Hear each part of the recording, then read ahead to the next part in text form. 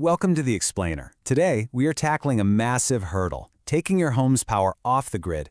If you've ever looked into solar, you know exactly how fast the jargon gets, well, totally overwhelming. It's like a giant puzzle. So today, we're cutting right through the noise. We're dissecting the anatomy of one specific, highly successful real-world case study. This isn't just some abstract theory, it is a literal, practical blueprint. Okay, let's dive into this. How do you actually build a reliable off-grid DC solar system? You know, when folks start looking into DIY solar, it's so easy to get tangled up in complex discussions about AC inverters, massive battery banks, and super complicated grid tie mechanisms. But what if you just stripped all of that away? What if you wanted a system that generates power and uses it directly, in its purest form, without that complicated middleman? Well, today, we're answering that exact question using a practical guide sourced straight from a step-by-step residential installation that does exactly that. Section 1. The 680W Setup Case Study. We are anchoring this explainer on one highly successful, real-world residential installation. 680 watts. Now, I know what you're thinking. That number might sound pretty small, right? Especially when you compare it to those massive commercial solar farms that generate megawatts of power. But in the context of a dedicated home direct current or DC system, 680 watts is an absolute workhorse. As we're going to see, it's basically the perfect sweet spot for providing continuous, reliable power for standard, essential household appliances. Moving on to Section 2, Core System Hardware. We're going to break down the exact shopping list for this build. Here's the elegant, simple hardware checklist used for this setup. First up, we've got two 340-watt solar plates. That's what maximizes our energy capture and hits that 680-watt total. Next, for storage, there's just a single 210 amp-hour battery. Then we have a 60-amp-air MPPT charge controller, and finally about 50 feet of cable for the main connection.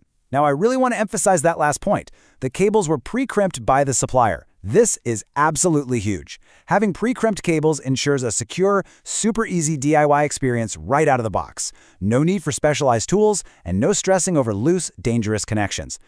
And this brilliantly illustrates a crucial component, the 60-ampere MPPT charge controller. Since we want to capture every single drop of raw power from those two 340-watt plates without wasting anything, this MPPT makes sure the feed into that single battery is handled with maximum efficiency.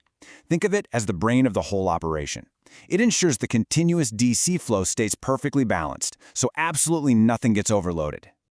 Section 3. Clever DIY Installation Hacks. Let's look at the resourceful, MacGyver-style solutions used to tackle a harsh, mountainous environment. Because this specific install was up in the mountains with really uneven ground, the installer had to get creative. To secure the solar panel stands, they needed heavy custom mounting blocks. So what did they actually do? They used empty ghee tins.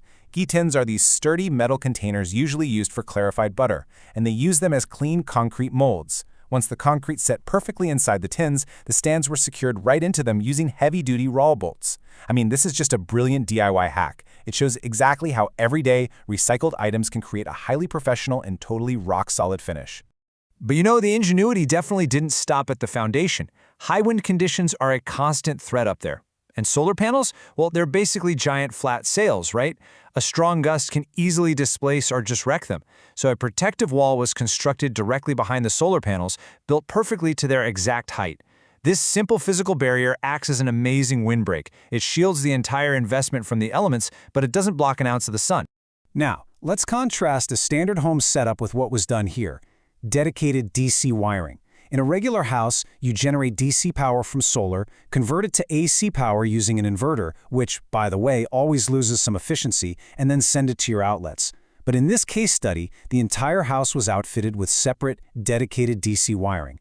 That means the 680-watt system runs completely independently of the regular AC grid. There is literally zero conversion loss.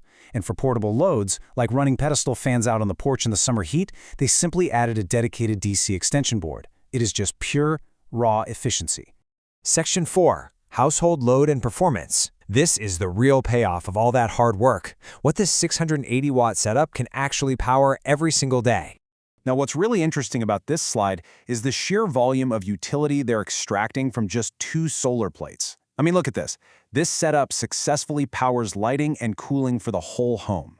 Specifically, it's illuminating 5 to 7 DC light bulbs distributed throughout the house. That is plenty of light for an entire evening. Plus, it runs 2 cooling pedestal fans at the exact same time. One is a high-efficiency brand fan, and the other is just your standard local brand fan. That is incredibly impressive real-world utility, and they never even have to touch the commercial power grid. And I really want to emphasize the robustness of this system with a quote straight from the source: turbo speed. You'd probably think that running all those lights and 2 fans would totally max out a small 680-watt setup, right? Like maybe the lights would start flickering or the fans would slow down to a crawl. No way. The case study specifically points out that even when running both fans at turbo speed, the performance remains completely stable. It handles the continuous maximum load with absolute ease. Section 5. Final tips for DIYers. Let's distill the core takeaways for any homeowner looking to replicate this success. If you're looking to replicate this kind of success, there are 3 golden rules. Number 1, focus on quality panels and batteries. Your system's efficiency completely relies on the integrity of those 2 340-watt plates and that 210 amp-hour battery.